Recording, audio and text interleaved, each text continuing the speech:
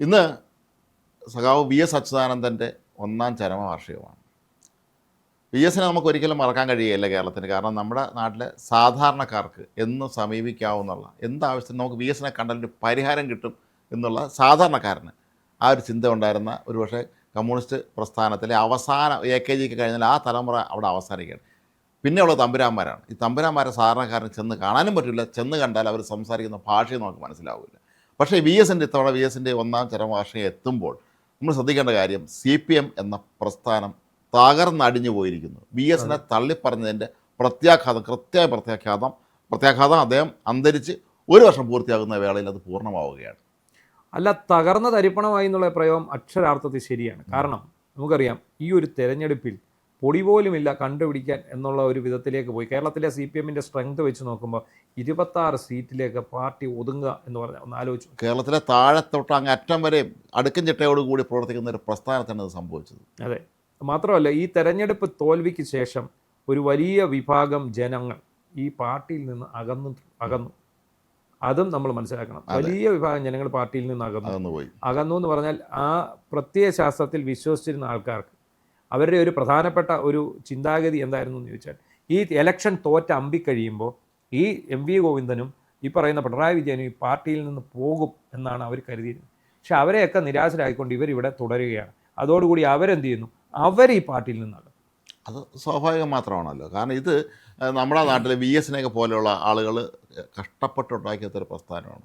അതേ വി എസിനെ ഈ മനുഷ്യന് അദ്ദേഹത്തിൻ്റെ ജീവിത സായാഹ്നത്തിൽ ഇവർ എന്തുമാത്രം വേദനിപ്പിച്ചിട്ടുണ്ടെന്ന് ആലോചിക്കണം. അതെ, അദ്ദേഹത്തിന് മുഖ്യമന്ത്രിയായ അദ്ദേഹത്തിനെ 96 സ്വന്തം നാട്ടിൽ തോൽപ്പിച്ചു. പിന്നെ അദ്ദേഹം മലമ്പുഴ പോയിരുന്നത് ജയിച്ചുകൊണ്ട് വന്നു കഴിഞ്ഞെങ്കിലും പിന്നെ അദ്ദേഹം നിരന്തരം ഇവർ വേട്ടയാടുകയായിരുന്നു. അദ്ദേഹം മുഖ്യമന്ത്രിയായിട്ട് അദ്ദേഹത്തെ അവിടെ സ്വസ്ഥമായിട്ട് ഇരിക്കാൻ അനുവദിച്ചു? അവിടെ ഇരിക്കാൻ അനുവദിച്ചില്ല. നിരന്തരം ഈ 3-6 വിഷയത്തിലാണെങ്കിലും എല്ലാ കാര്യത്തിലും ഈ അദ്ദേഹം തന്നെ സെക്രട്ടറി ആക്കിയ പിണറായി വിജയൻ്റെ നേതൃത്വത്തിൽ ഒരു സംഘം, അതായത് CPMലെ ഈ കച്ചവട സംഘം പിന്നീട് വി എസിൻ്റെ മേൽ പിടിമുറുക്കുന്നതാണ് നമ്മൾ കാഴ്ച കാണുന്നത്. അതിനായിട്ട് അവർ പത്രം പോലും വിലക്കെടുത്തു എന്നുള്ളതാണ്. വി എസിനെതിരെ പടപൊരുതാൻ അവർ പത്രം തന്നെ വിലക്കെടുത്തു. അതാണ് ദീപിക. വെറുക്കപ്പെട്ടവന്മാരൊക്കെ വിളിച്ചുകൊണ്ട് വന്നു. ഫാരിസ് അബൂബക്കറിന്റെ നേതൃത്വത്തിൽ ദീപിക ദിനപത്രം എടുത്തു എന്ന് മാത്രമല്ല, പ്രോപ്പഗൻഡ സിനിമ എന്ന് പറഞ്ഞൊരു സാധനം ഞാൻ ആദ്യം കാണുന്നത് മലയാളത്തിൽ. അതെ, അത് രൗദ്രം എന്ന് പറയുന്ന സിനിമയാണ്. രഞ്ജി പണിക്കരാണ് ഈ സിനിമ എഴുതിയത്. ആ സിനിമയിൽ നല്ല വ്യക്തമായിട്ട് വി എസിനെ അതുപോലെ ജൂബയിട്ട് അതേ ഹെയർ സ്റ്റൈലാക്കി അതേ വേഷത്തിലാണ് ആ സിനിമയിൽ വി എസിനെയും പുത്രസ്നേഹിയായ അച്ഛൻ എന്നുള്ള രീതിയിലാണ് അത്. ഇപ്പം നമുക്കറിയാം വി.എ. അരുൺകുമാർ അദ്ദേഹത്തിൻ്റെ മകൻ. അവർ സത്യത്തിൽ എന്താണ് സംഭവിച്ചത്? വി എസ് അതിനകത്ത് ഒന്നും ചെയ്തില്ല. അന്ന് വി എസിന് എതിരെ ഈ ആക്ഷേപം വന്നപ്പോൾ അദ്ദേഹം പറഞ്ഞത്, മകനെ മാറ്റി നിർത്തി നിങ്ങൾ അന്വേഷിച്ചോളൂ, നിങ്ങൾ ഉടനെ അന്വേഷിച്ചോളൂ, അന്വേഷണം പ്രഖ്യാപിക്കാനാണ് അദ്ദേഹം പറഞ്ഞത്. കോടിയേരി ബാലകൃഷ്ണൻ എന്താ ചെയ്തത്? കോടിയേരി ബാലകൃഷ്ണന്റെ മകനെതിരെ ഇത് വന്നപ്പോൾ അദ്ദേഹം സെക്രട്ടറി സ്ഥാനത്തു നിന്ന് മാറിയിരുന്നു. പിണറായി വിജയന് നേരെ അന്വേഷണം എത്തി. ED പിണറായി വിജയന്റെ വീട്ടിൽ കയറി പിണറായി വിജയന്റെ മകളുടെ സ്വത്ത് അറ്റാച്ച് ചെയ്യാൻ നിൽക്കും. എന്താണ് ഇയാൾ ഇത് പാലിക്കാത്തത്? എന്തുകൊണ്ട് ഒരു വിരലും പിണറായി വിജയന് നേരെ ഉയരുന്നില്ല? അവിടെയാണ് വി എസും പിണറായിയും കോടിയേരിയും ഒക്കെ തമ്മിൽ വി എസ് ചൂണ്ടിക്കാട്ടിയ ആ മുന്നറിയിപ്പുണ്ടല്ലോ, ഈ പാർട്ടി എമ്മാലും അങ്ങോട്ട് നശിപ്പിക്കുമെന്നുള്ള അദ്ദേഹം പറഞ്ഞ അദ്ദേഹത്തിൻ്റെ ആ പ്രവർത്തനങ്ങളുണ്ടല്ലോ, അത് തടയാൻ ശ്രമിച്ചത്. അന്ന് അദ്ദേഹത്തെ എല്ലാം കൂടെ ചേർത്ത് തോൽപ്പിച്ചു, അദ്ദേഹത്തെ ഒറ്റപ്പെടുത്തി. പക്ഷേ അദ്ദേഹം എന്താണോ അന്ന് പറഞ്ഞത്, അല്ലെങ്കിൽ ഈ അപകട സാധ്യത അദ്ദേഹം വിളിച്ച് പറഞ്ഞത്, അതൊന്നും സംഭവിച്ചു. അതായത് മുതലാളിത്ത വ്യവസ്ഥയിലേക്ക് പാർട്ടി മാറി. അതായത് മുതലാളിമാരുടെ സുഹൃത്തുക്കളായിട്ട് പാർട്ടി മാറി. ഇത് അനിവാര്യമാണ്. എല്ലാ കമ്മ്യൂണിസ്റ്റ് നടന്നിട്ടുള്ളിടത്തൊക്കെ ഇതൊക്കെ തന്നെയാണ് ഒടുക്കം സംഭവിച്ചിട്ടുള്ളത്. മുതലാളിത്ത പ്രക്രിയയിലേക്കാണ് ഒരു. ഇപ്പം പിണറായി വിജയൻ ഈ കേരളം കണ്ട ഏറ്റവും വലിയ മുതലാളിയായി മാറുകയും അതേ മുതലാളിമാരുടെ മാത്രം തോളിൽ കയറുന്ന ആളായി. എന്താണ് എല്ലാം തന്നെയാണ്. ഈ നമ്മുടെ നാട്ടിലെ വലിയ വ്യവസായികളുടെയൊക്കെ മക്കളെ കല്യാണം നിങ്ങൾ നോക്കുക, വലിയ കൺവെൻഷൻ സെന്റർ നടക്കുമ്പോൾ ഇവരെല്ലാം അവിടെ ഫോളിനാണ്. ഇവരെല്ലാം നിരന്ന് നിൽക്കും ഒരിടത്തുനിന്ന് വളരെ വിനീത ഭാവത്തിൽ. അവിടെ കോൺഗ്രസ് നേതാക്കൾ വരുന്നത് നമ്മൾ തെറ്റു പറയുന്നില്ല. പക്ഷേ ഇവിടെ ഇവരൊക്കെയാണ് പ്രധാനപ്പെട്ട. കാരണം ഇവർക്കൊക്കെ ലിങ്ക് പിണറായി വിജയനുമായിട്ട് ഡയറക്റ്റ്. കാരണം ഇവരുടെയൊക്കെ മക്കൾക്ക് വിദേശ വ്യവസായങ്ങളുണ്ടല്ലോ. വി എസ് നമുക്ക് വിദേശ വ്യവസായമില്ല. 2 മക്കൾ സർക്കാർ ജോലിയുള്ളവരാണ്, മകളും മകനും. ഇതുപോലെ അങ്ങനെയല്ല. ഇത് മക്കളെ വ്യവസായ താല്പര്യങ്ങൾ സംരക്ഷിക്കണം. പിന്നെ ഇവരെ പല നേതാക്കന്മാരുടെ ജോലിയും കൂലിയില്ലാത്ത വിദ്യാഭ്യാസം പേരില്ലാത്ത മക്കളെയൊക്കെ പിടിച്ച് ഈ വലിയ വിദേശ കമ്പനികളിൽ ഈ ജോലി കൊടുത്തിട്ടുണ്ട്. അപ്പോൾ അവരെ ജോലി സംരക്ഷിക്കണം. അപ്പോൾ ഇതൊക്കെ വെച്ച് നോക്കുമ്പോൾ ഇവർ മൊത്തം കോംപ്രമൈസ് ചെയ്യായിരുന്നു. വി എസ് അവസാനം വരെയും ഫൈറ്ററായിരുന്നു. അതാണ് വി എസിൻ്റെ ഏറ്റവും വലിയ പ്രത്യേകത. ഈ വി എസിൻ്റെ ഒന്നാം ചരമവാർഷികം വരുമ്പോഴാണ് ഇപ്പോൾ ദേശാഭിമാനി വലിയ വിവാദത്തിൽ ചെന്ന് മുഴങ്ങുന്ന. ഇപ്പോഴും ആ കടലിരമ്പം എന്ന് പറഞ്ഞിട്ട് KV സുധാകരൻ അദ്ദേഹത്തെക്കുറിച്ച് എഴുതിയ ലേഖനം സൺഡേ ഇതിൽ ഇറങ്ങേണ്ടതാണ്, വാരാന്ത പതിപ്പിൽ ഇറങ്ങേണ്ടതാണ്. അപ്പോഴാണ് അതിനകത്ത് കള്ളം വിജയൻ എന്നൊരു നാടകകലാകാരനെ കുറിച്ചുള്ള ആർട്ടിക്കിൾ ഉണ്ട് എന്നതിൻ്റെ പേരിൽ ഒരു സൈഡിൽ വി എസ് നിൽക്കുമ്പോൾ അപ്പുറത്തെ ഫ്രണ്ടിൽ വി എസ് നിൽക്കുന്നു, ബാക്കിൽ കള്ളം വിജയൻ നിൽക്കുന്നു. അപ്പോൾ വി എസ് വലിയ സമാരാധ്യനും പിണറായി വിജയൻ വെറും കള്ളം വിജയനുമായി മാറുമോ എന്നുള്ള ഭീതി കാരണമാണ് അവസാനം ഈ വാരാന്ത പതിപ്പ് പിൻവലിച്ചത്. ആ ലേഖനം അതേ രീതിയിൽ പത്രത്തിലങ്ങ് പോയിരുന്നെങ്കിൽ ഈ പ്രശ്നങ്ങളൊന്നും ഉണ്ടാവുകയില്ലായിരുന്നു. ഇവർ ഭീതി, പിണറായി വിജയൻ കള്ളനാണ് എന്നുള്ളൊരു ഭീതി കാരണം അത് ആ ഒരു ആത്മബോധത്തിൽ നിന്ന് സംഭവിച്ചാണ് ഇതെല്ലാം. ഈ കള്ളനെന്ന് പറഞ്ഞാൽ പിണറായിയാണ്, പിണറായി കള്ളൻ്റെ പര്യായപദമായി പിണറായി മാറിയെന്നാണ് ഇപ്പോൾ ദേശാഭിമാനിക്കാർ പറയുന്നത്. നമുക്കറിയാം വി എസ് ഫൈറ്റർ എന്ന് പറയുമ്പോൾ മരണത്തോട് വരെ ഫൈറ്റ് ചെയ്തതാണ്. കാരണം അദ്ദേഹത്തിൻ്റെ മരണം പോലും ഏറെ നാൾ ഫൈറ്റ് ചെയ്തതിന് ശേഷമാണ് അദ്ദേഹം മരണത്തിന് കീഴടങ്ങുന്നത് എന്നുള്ളതാണ്. അപ്പോൾ നമുക്കറിയാം അദ്ദേഹം നയിക്കാത്ത സമരങ്ങളില്ല. ഏറ്റവും അവസാനം ഞാനിപ്പോഴും ഓർക്കുന്നുണ്ട്, ഈ മതികെട്ടാൻ ചോലയിലൊക്കെ അദ്ദേഹം നടന്നു കയറി. ഈ പ്രായത്തിൽ അദ്ദേഹം വലിഞ്ഞ് കയറണതുണ്ടല്ലോ. ആ സമയത്ത് 73 വയസ്സുണ്ട് മതികെട്ടാൻ ചോലയിൽ കയറുമ്പോൾ. അതുകൂടാതെ അന്ന് അദ്ദേഹം പ്രതിപക്ഷ നേതാവായിരിക്കുന്ന സമയത്ത്, എനിക്ക് തോന്നുന്നു 2001 അദ്ദേഹം പ്രതിപക്ഷ നേതാവായിട്ട് വരുന്നത്. ആ സമയത്ത് ഇടുക്കിയിലായിരുന്നു അദ്ദേഹം ശരിക്കും അദ്ദേഹത്തിൻ്റെ ഒരു സ്ഥിരവാസം എന്ന് പറയുന്നത് അവിടെയായിരുന്നു. മണിയാശാനായിരുന്നു അവിടെ കൊണ്ടുപോകുന്നത്. അപ്പോൾ അന്ന് എന്ത് വാർത്തകൾ വന്നാലും അപ്പോൾ ആ സ്ഥലത്ത് പറന്നെത്തുക എന്നുള്ളത് അദ്ദേഹത്തിൻ്റെ ഒരു രീതിയായിരുന്നു. അപ്പോൾ ഞാനന്ന് മംഗളത്തിൽ ട്രെയിനിയായിട്ട് നിൽക്കും. അപ്പോൾ എനിക്ക് അന്ന് കട്ടപ്പന ബ്യൂറോയുടെ ചാർജാണ്. ആ സമയത്താണ് ഞങ്ങളവിടെ കട്ടപ്പനയിൽ ഈ കട്ടപ്പനയാർ എന്ന് പറഞ്ഞൊരു സാധനമുണ്ട്, അതൊരു തോട്ടത്തിനകത്തുള്ളത്. ജോർജ് ജെ മാത്യു എന്ന് പറയുന്ന മുൻ കാഞ്ഞിരപ്പള്ളി MLA അവിടെ ഫാം ഹൗസ്. അപ്പോൾ ഈ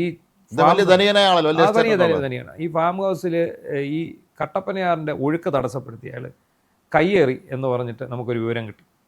അപ്പോൾ നമ്മുടെ ഫോട്ടോഗ്രാഫറും എല്ലാം കൊണ്ട് ഞങ്ങൾ പോയിട്ട് ഈ സംഭവം എടുത്തു, പടമെല്ലാം എടുത്തു.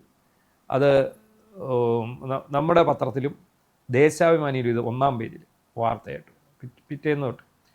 അപ്പോൾ അത് വലിയ കോലാഹലമായി, ഇയാൾ വലിയ ബഹളമായി. ഈ George J Mathew MLA MP വലിയ പ്രബലനാണ്. അപ്പം കോൺഗ്രസിന് ആദ്യം കേരള കോൺഗ്രസ് കണ്ടായിരുന്നു, അതെ. അപ്പോൾ അവിടെ നിന്ന് നേരെ അപ്പോൾ നമ്മളിത് തുടർച്ചയായിട്ട് ഫോളോ അപ്പ് ചെയ്തതിനെ തുടർന്ന് മണിയാശ ഇടപെട്ടിട്ട് ഒരു ദിവസം വിളിച്ചിട്ട് പറയുകയാണ്, എന്നോട് ദേശാഭിമാനിയിൽ നിന്ന് ലേഖകൻ എന്നെ വിളിച്ചിട്ട് പറഞ്ഞു, നമ്മുടെ സുഹൃത്ത് അദ്ദേഹം എന്നെ വിളിച്ചിട്ട് പറഞ്ഞു, അതേ ഇന്ന പോലെ VS വരുന്നുണ്ട്. നമ്മൾ ഞെട്ടിപ്പോയി.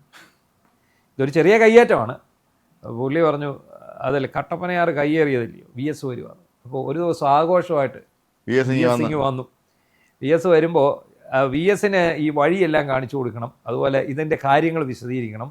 ഞാനുമുണ്ട്, ദേശാഭിമാനി ലേഖകൻ KT രാജീവ് ഉണ്ട്. അപ്പോൾ രാജീവിൻ്റെ ഒരു സ്വഭാവം എന്ന് പറഞ്ഞാൽ രാജീവ് എപ്പോഴും VSനെ അനുകരിക്കുന്ന ആളാണ്. അപ്പം ഞങ്ങൾ രണ്ടുപേരും കൂടെ അദ്ദേഹത്തിൻ്റെ പുറകെ പോകണം. അവിടെ ചെന്ന് അദ്ദേഹം ഈ സ്ഥലത്ത് വന്നിട്ട് അദ്ദേഹം ഇങ്ങനെ ഓരോ കാര്യങ്ങൾ ചോദിക്കുകയാണ്.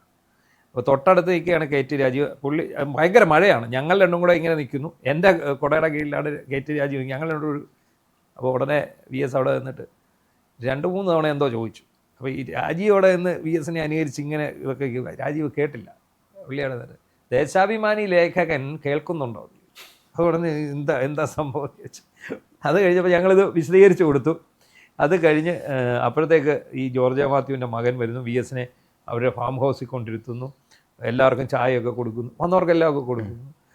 ഇങ്ങനൊന്നുമില്ല. എന്നിട്ട് ഇവർ ഇതിൻ്റെ രേഖകളെല്ലാം കൊണ്ട് കൊടുക്കും. അപ്പോൾ VS കുറച്ച് ചോദ്യങ്ങൾ ഇയാളോട് ചോദിക്കും. അപ്പോൾ ചില കാര്യങ്ങൾക്ക് ഇയാൾക്ക് ഉത്തരവില്ല. എന്നിട്ട് പുള്ളി ഉടനെ ഞാൻ അപ്പുറത്ത് മാറി ഒരു പ്രസ് മീറ്റ് വിളിക്കുകയാണ്.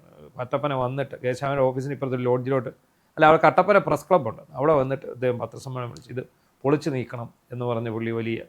അപ്പോൾ നമ്മളെ സംബന്ധിച്ചോളം നമുക്കൊരു വലിയ അംഗീകാരമായി. കാരണം നമ്മൾ കൊണ്ടുവന്ന ഒരു വാർത്ത VS തന്നെ നേരിട്ട് വരുന്നു എന്നുള്ള ഒരു. അതിനുശേഷമാണ് അദ്ദേഹം ഈ 2006 മുഖ്യമന്ത്രിയാകുന്ന സമയത്താണ് ഈ അവിടുത്തെ കയ്യേറ്റങ്ങളെക്കുറിച്ച് നേരത്തെ ഒരു ധാരണയുണ്ടായിരുന്നു. പക്ഷേ ഈ കയ്യേറ്റങ്ങളിൽ പലതും MM മണിയുടെ അനിയൻ്റേതാണെന്നൊക്കെയുള്ള അവസ്ഥ വന്നപ്പോഴാണ് ഇത് അവസാനം പൊളിച്ചു. അല്ല, VSനെ സംബന്ധിച്ചിടത്തോളം അദ്ദേഹത്തെക്കുറിച്ച് പണ്ട് മാധ്യമങ്ങൾ, അദ്ദേഹം പാർട്ടി സെക്രട്ടറി ആയിരുന്ന മാധ്യമങ്ങൾ പറഞ്ഞിരുന്നത് ഇതൊരു സ്റ്റാലിനിസ്റ്റാണ്, അദ്ദേഹം ഒരു ഭയങ്കര ഒരു മുരടനാണെന്നൊക്കെയാണ്. പക്ഷേ അദ്ദേഹം പ്രതിപക്ഷ നേതാവ് കഴിഞ്ഞപ്പോൾ അദ്ദേഹം വളരെ ജനകീയനായി മാറി.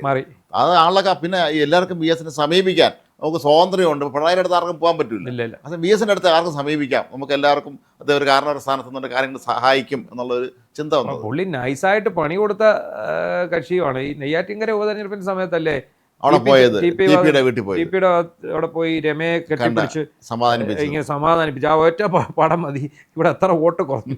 അതാണ് VS പണിയേണ്ടടുത്ത് പണിഞ്ഞിട്ടുമുണ്ട്, എല്ലാം ഉണ്ട്. പക്ഷേ നമുക്ക് വേറൊരു അഭിമാനമുണ്ട്. ഞങ്ങളുടെ ജില്ലയിലായിരുന്നു ഇദ്ദേഹത്തിന് ഏറ്റവും കൂടുതൽ വേരുകളുണ്ടായത്. ഉള്ളത്. കാരണം ഏറ്റവും കൂടുതൽ അദ്ദേഹത്തിനൊപ്പം നിലനിന്നത് പത്തനംതിട്ട ജില്ലയിൽ.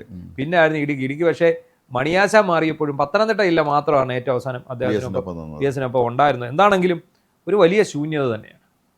തീർച്ചയായും. കാരണം VS ഇല്ല ഇന്നിപ്പോൾ. അതൊരു VS ആരോഗ്യത്തോടു കൂടി ഉണ്ടായിരുന്നു എങ്കിൽ ഈ CPM-ൽ ഈ കഴിഞ്ഞ സർക്കാരിൻ്റെ കാലത്ത് നടത്തിയ അഴിമതികളിലൊക്കെ അദ്ദേഹം ആദിശക്തി കാഞ്ഞടിച്ചാണ്. അപ്പോഴേക്കും അദ്ദേഹം കിടപ്പിലായിപ്പോയി, അദ്ദേഹം അവശനായിപ്പോയി. അല്ല, എന്തിനേറെ പറയുന്നു, 2016 പിണറായി വിജയനെ കസേര കിട്ടിയത് VS ഉള്ളതുകൊണ്ടല്ലോ. VS-നെ കൊണ്ട് കാണിച്ചിട്ടാണല്ലോ. അതെ, VS ആയിരിക്കും മുഖ്യമന്ത്രി എന്നുള്ളൊരു ഫീൽ ഉണ്ടാക്കി ആ രീതിയിൽ മുന്നോട്ട് വന്നു.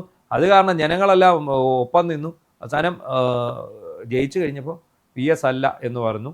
അതല്ല, VS-നെ സംബന്ധിച്ചോളം VS-ന് എന്ന ആരോഗ്യമില്ല, അനാരോഗ്യം പ്രായം. പക്ഷെ പിണറായി വിജയൻ അങ്ങനെയാണ്, കുറുക്ക് വഴിയിലൂടെ മുഖ്യമന്ത്രി ആളാണ്.